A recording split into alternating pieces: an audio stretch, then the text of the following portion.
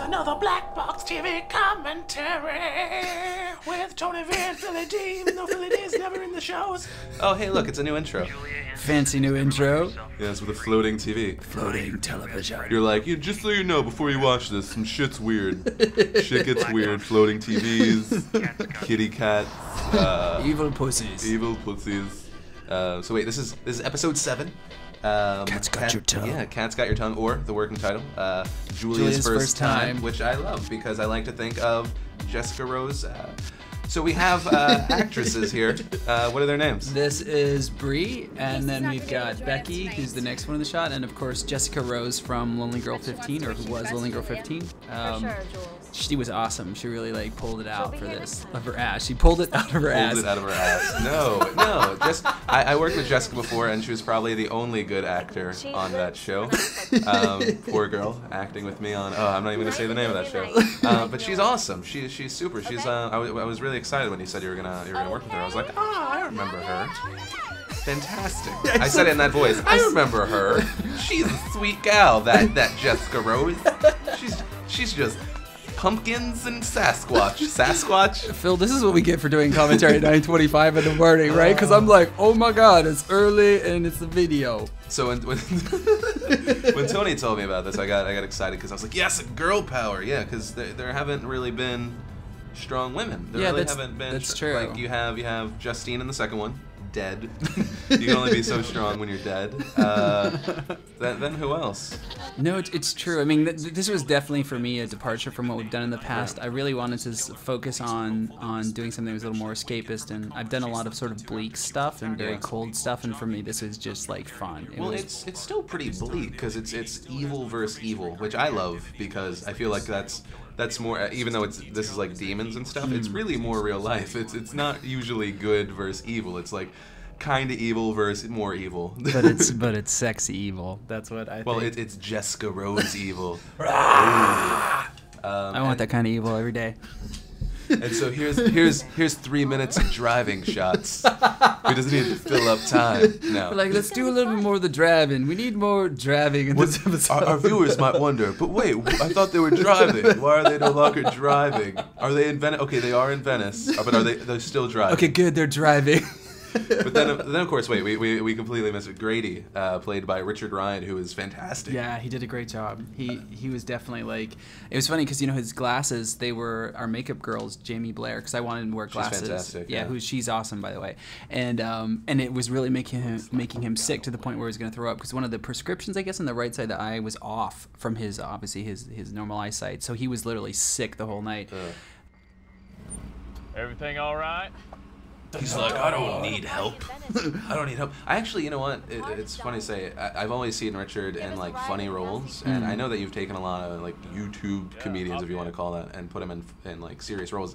He's one of the people I prefer, I think, in like a serious, like creepy or awesome role. But I think it's also because he can do so much. He can do so much. He brought a lot to the character, and it was weird because when we were shooting, and you can see this in the behind the scenes, but when we were shooting, he would just go into these moments where he would just be by himself, and he looked super creepy. And I'd talk to him, and he was in character. I was like, okay, I'm gonna go away. Did he talk like this? And he called you stupid? Because it was like from 6 p.m. until 6 a.m.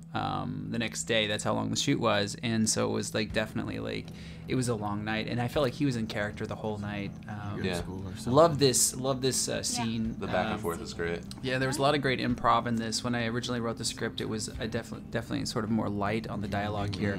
But then when they start talking in the car, I was like, oh no, you guys just start talking, and we'll start filming that. And this whole conversation came out of that, other than the line, what do you want to be when you grow up, which I thought was this sort of weird thing he would do to sort of try to connect with her. And there's something interesting about this, like, so Phil's interpretation of this, which I think is much more interesting. My interpretation is that this is sort of a cat playing with her prey in a way. She's sort of teasing him, being a little bit sexual, but Phil was saying that she's giving him a last chance to make a different choice. Yeah, I think it's a little both. I think she's playing with him, like with the question, what do you want to be when you grow up? Because Brady's essentially this messed up kid. Most people that are messed up when they grow up are essentially people that never grew up because they never had a chance. So I thought, and I saw it when she was like, I just felt like she was like giving him one last chance. But at the same time, she knew that he wasn't gonna be like, never mind, I'm not gonna kill you and do whatever else I do to girls. And then of course, this scene. Yeah, this is where Black Box TV starts to turn into the sci-fi channel.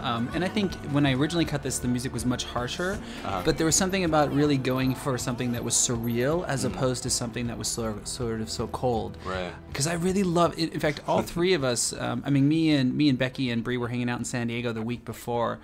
And I just got into like how much fun it was. All of us, Shane, a bunch of us were down there in San Diego as we were working on the interactive video, and it was just like I want to do something just really young and sort of strange.